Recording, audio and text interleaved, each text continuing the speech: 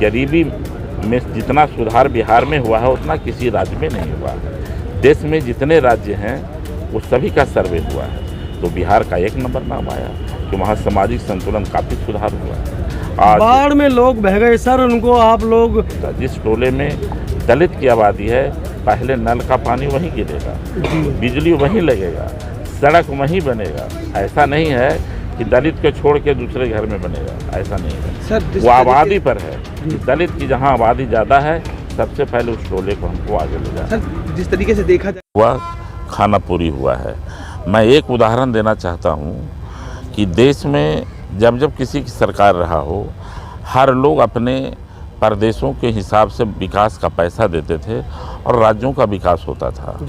जितना विकास होना चाहिए उतना नहीं हुआ, लेकिन सुई से लेकर हवाई जहाज़ तक जिसकी भी सरकार रही हो सब लोगों ने बनाया, तब देश आज भी जहां पहुंचा है उसमें। लेकिन एनडीए का योगदान नहीं है। ये आए तो सबसे पहले कोविड के नाम पर इन्होंने उद्योग को समाप्त करने का प्रयास किया।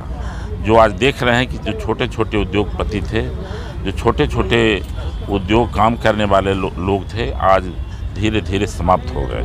अब बड़े बड़े उद्योगपति के साथ इनका हाथ मिलाना शुरू हो गया। आज देश में कई समस्याएं हो रही है। मैं समझता हूं कि आज टेंडर जो सिस्टम हुआ है, ई टेंडरिंग, पूरे देश में चले जाइए तो जो टेंडरिंग हुआ है उसमें बड़े बड़े सारे पूंजीपति लोग आ गए।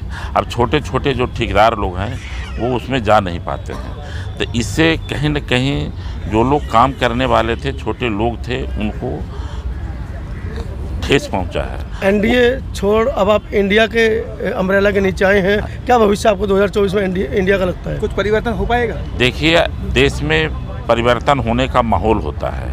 अभी जो इनका 10 साल का जो सरकार बना है उसमें निश्चित रूप से देश में इनका आज लगातार विरोध हो रहा है। आज हम लोग भी विरोध में मार्च कर रहे थे गांधी मूर्ति के पास। एक डिमांड है कि पार्लियामेंट में आकर प्रधानमंत्री सिर्फ भाषण दे दें कि जो मणिपुर की घटनाएं हो रही है इस पर आप कुछ बोलिए। ये कोई बड़ी चीज़ तो नहीं था। आप देश के प्रधानमंत्री हैं, देश के अंदर मणिपुर है और यह बात देश से बाहर जा रहा है। दूसरे देश के लोग इसके बारे में कुछ न कुछ बोल रहे हैं। निंदा की थी सर उन्होंने इस चीज़ को लेकर के, जो है पार्लियामेंट में देखिए जब उठाए गए थे तो लोगों ने नहीं पार्लियामेंट के अंदर वो नहीं किए हैं। पार्लियामेंट से बाहर अगर कुछ बोल रहे हैं तो उस बात को उतना नहीं लिया जाता है, लेकिन पार्लियामेंट के अंदर अगर बोलते हैं तो वह बात देश हित में चला जाता है कि देश हित में प्रधानमंत्री बोला। मणिपुर से पहले बहुत सारे कांड हुए, वो तो 2014 से बोले ही नहीं, लेकिन उस तरह के घटनाएं नहीं हुई है जिस तरीके से मणिपुर की घटनाएं हुई है। और मणिपुर में खास करके जो घटना इतना लंबा चला, उसके बाद आप कई देश चले गए, कोई चर्चा नहीं, और दूसरे देश से भी घूम कर आ रहे हैं, अभी भी नहीं बोल रहे हैं। तो पार्लियामेंट में आके जवाब देना चाहिए। चुने गए जितने भी लोग हैं वो वहाँ बैठते हैं। मैं समझता हूँ कि देश भर के सारे प्रतिनिधि होते हैं, बोलना चाहिए। तो 2024 में आप एनडीए को मतलब बैकफुट पे ले जाने की जो कोशिश है, कवायद जो आपने कर रहे हैं पूरे देश के अंदर? अब तो मीडिया वाले आप लोग हैं, आप लोग हमसे भी ज़्यादा लोगों से मिलते हैं और देश भर में चर्चाएं हो रही है। उनकी जो सरकार थी आपके आँख के सामने, झारखंड में उनकी सरकार थी, चली गई। हिमाचल में चुनाव हुआ, चला गया। बिहार उनके हाथ से निकल गया। अभी आपका कर्नाटक निकल गया और अभी जो चुनाव होना है अभी राजस्थान और मध्य प्रदेश, महाराष्ट्र, तो उनके हाथ से सारा जगह निकल रहा है। आप मीडिया वाले हैं, आप भी इसका सर्वे करिए। मैं ये नहीं कह रहा हूँ, पूरा देश चाहता है कि जो महंगाई है, बेरोजगारी है, इससे तबाह है। आम पब्लिक का जीना हराम हो गया। बोलिए 4 साल पहले गैस का कीमत था मात्र 460 रुपया। उन्होंने सब्सिडी दे दिया, मुफ्त में गैस दे दिया, लेकिन 4 साल के अंदर 1260 रुपया हो गया। आप चले जाइए गांव में, आज गरीब लोग तार माने जितने भी पेड़ सूखते हैं उससे निकाल करके अब लोग जलावन का काम कर रहे हैं, गैस नहीं जला रहे हैं। आपको नहीं लगता राजनीतिक परिवर्तन की आप लोग बातें कर रहे हैं, अगर सामाजिक परिवर्तन को ज़्यादा बढ़ावा देंगे, ज़्यादा तवज्जो देंगे तो देश के अंदर जल्दी बदलाव आ सकता है? नहीं, एकदम जरूर सही बात है।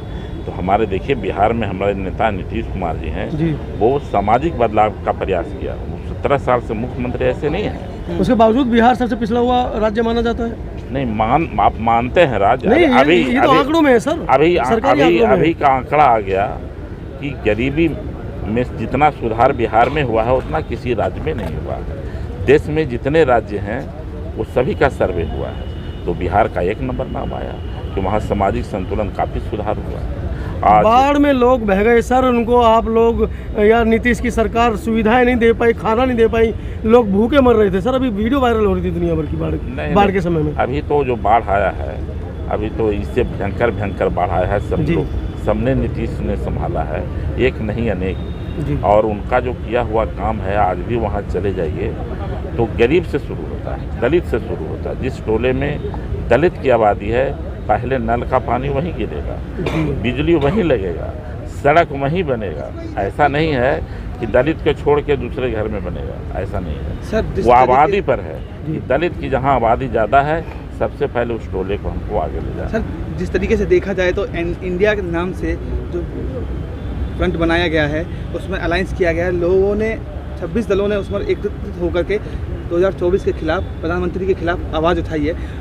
वहीं दूसरी ओर देखा जाए तो भाजपा भी 38 दलों के साथ है। क्या लग रहा है 2024 के चुनाव को मद्देनजर रखते हुए क्या परिवर्तन आने वाला है? पूरे 38 जो उनका है और हमारा है दोनों में अंतर है। जैसे हम बिहार का ही एक हिसाब देते हैं, अब नागमणि जी हैं वह भी उस दल में शामिल है, ना कोई विधायक है ना कोई MP है। बगल में उपेंद्र कुशवाहा जी हैं, न उनके पास कोई MP है न कोई विधायक। वो तो पिछली बार मुख्यमंत्री पद के दावेदार थे सर, बड़ा चेहरा है वो। ठीक है, चेहरा बड़ा है, लेकिन जो मैं बता रहा हूँ जो जिस तरीके से वो 38 पार्टी को लाए हैं उसके पहले एक बार भी बता दीजिए कि NDA का बैठक, हम थे NDA में, कभी NDA का बैठक हुआ था बताइए।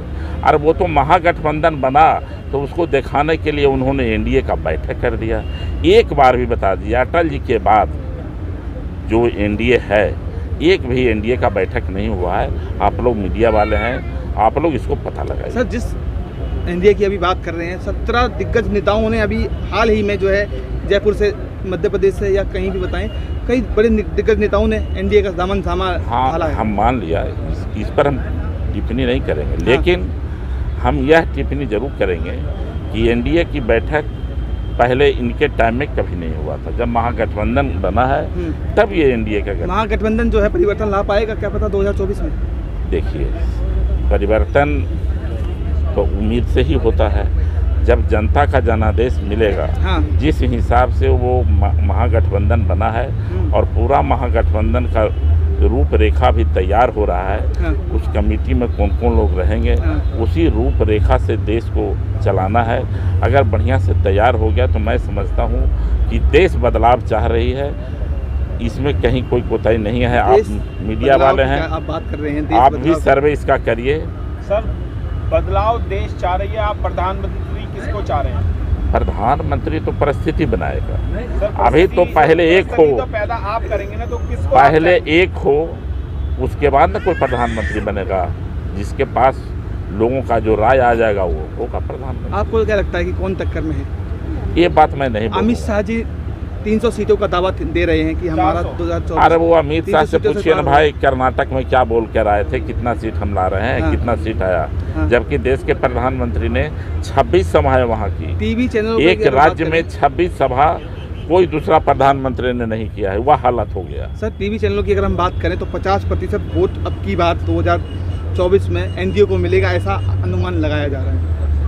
देखिए, पहले ही जब 50% वोट नहीं मिला है, अब क्या मिलना है? जब राज्य में प्रत्येक राज्य का आपका हिसाब देख 2024 में सर 57% वोट मिला था।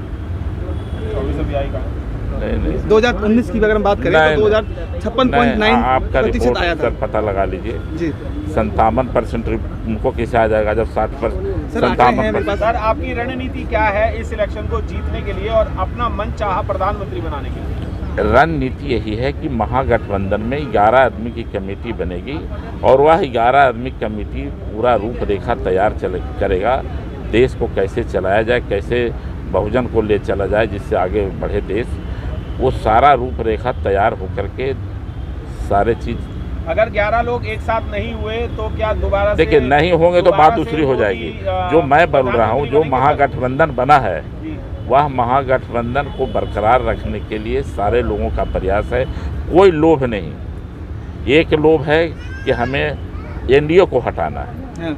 एनडीए अगर हट गया उसके बाद ही तो क्या लगता है सर अपने जब तक ईवीएम है आप एनडीए को कैसे हटा देंगे सर? कहा तो ये जाता है आप लोगों के माध्यम से कि ईवीएम में घोटाला होता है, जब तक घोटाला है तो आप कैसे पास हो जाएंगे सर? देखिए ईवीएम पहले ईवीएम को हटाइए ना सर। ईवीएम में हटाने का प्रयास किया जा रहा है, जो आंदोलन हो रहा है शुरू, लेकिन ईवीएम भी जब रहेगा, जब वोट ही नहीं पड़ेगा उनका, तो ईवीएम रह के क्या करें? सर पिछले 10 सालों में आपने ईवीएम हटाने के लिए तमाम बहुत सारे आंदोलन करे, पर जैसे इस बार गठबंधन हो रहा है, ईवीएम को हटाने के लिए आपने गठबंधन क्यों नहीं करा? नहीं, अगर ईवीएम को हटाने के लिए गठबंधन करते तो शायद आपको प्रधानमंत्री बदलने के लिए गठबंधन नहीं करना पड़ता। उसके लिए देखिए चुनाव आयोग से भी लोग बात किए, सब लोगों ने उम्मीद जताया है कि कभी भी इसमें गलतफहमी में आप लोग मत रहिए। लोगों ने आशा दिया है, व्यवस्था दिया है कि भाई ऐसा गलती नहीं होगा, तो उस पर लोग काम कर रहे हैं। सर लोकतंत्र है। जब पूरे देश की जनता, नेता इस बात पे बार बार सवाल उठा रहे हैं, तो जनहित में और देश हित में ईवीएम को क्यों नहीं हटाना चाहिए? नहीं देखिए, चुनाव आयोग ने कुछ कहा है तो उसको तो मानना पड़ेगा ना। चुनाव आयोग चुनाव के लिए मालिक होता है। उन्होंने कहा है कि हमारा गलती अगर कहीं निकल जाए तो उसी पर लोग विश्वास कर रहा है। सर, आज भी विश्वास कर रहा चुनाव है। आयोग तो अब तक माना ही नहीं है। नहीं माना है, माना है कि गलती नहीं हुआ है, नहीं, कोई प्रूफ भी दे। नहीं माना है, और अभी तक इलेक्शन हुए उसने वोटिंग मशीन हटाने के लिए भी एग्री नहीं हुआ है। हाँ, नहीं, तो आप लोग हम सुप्रीम कहाँ- कोर्ट क्यों नहीं गए? नहीं कोई बात नहीं होगी। सर आप आंदोलन सुप्रीम आप कोर्ट आंदोलन चुनाव क्यों नहीं आयोग करते हैं ईवीएम के कोई खिलाफ? नहीं चाहता है कि चुनाव आयोग से लड़ा जाए। चुनाव आयोग ने आश्वस्त किया कि हम साफ सुथरा चुनाव कराएंगे। इसके लिए सब लोग क्या करेंगे? चलिए सर, आखिरी सवाल अंत रखें। में हैं। इंडिया का जो गठबंधन आपने बनाया है उसमें बसपा को लाने की क्या आपकी कवायद है? देखिए अभी जो गठबंधन बना है, जी, जो लोग नहीं गठबंधन में आए हैं, प्रयास किया जा रहा है कि वो भी आवें। बातें हुई हैं मायावती और से? नहीं हमारे मायावती से हमारी बात नहीं हुई है, लेकिन लोग लगे हुए हैं। जो लोग भी हों, चाहे उड़ीसा में बीजू जनता दल से भी बात चली थी, लेकिन अभी नहीं है। लेकिन हम यह नहीं कहेंगे कि आ ही जाएंगे, लेकिन प्रयास जारी है। तो मायावती जी महागठबंधन ने तो ये साफ कर दिया है कि 2024 का इलेक्शन बीएसपी अपने दम पे लड़ेगी गठबंधन। हाँ, उन्होंने में। बोला है, लेकिन प्रयास जारी है। तो क्या लगता है सर, आखिर में आपसे यही बोलना चाहेंगे कि महागठबंधन जो अभी आप लोगों ने बनाया है उसका कितना प्रतिशत असर देखने को मिलेगा 2024 में? देखिए निश्चित रूप से जो जनता में उबाल है, जो महंगाई है, बेरोजगारी है, उस सवाल पर जो किसानों के पास अनाज का दाम नहीं मिल रहा है, कई तरह की महंगाई से लोग परेशान है, तो जो जनता में अंदर जो खाने में चल रहा है, उससे लगता है कि कहीं न कहीं एनडीए जाएगी और इंडिया आएगा, ये मुझे भरोसा। सर आज जो है, हम लोग जो जनता के बीच में जाते हैं तो जनता हमेशा यही बात बोलती है कि हम महंगाई चाहे कितनी भी हो जाए, हम वोट मोदी जी को ही देंगे। उनको आपका क्या वो जवाब तो उन्हीं लोग के पास आप जाते हैं बाजार में जो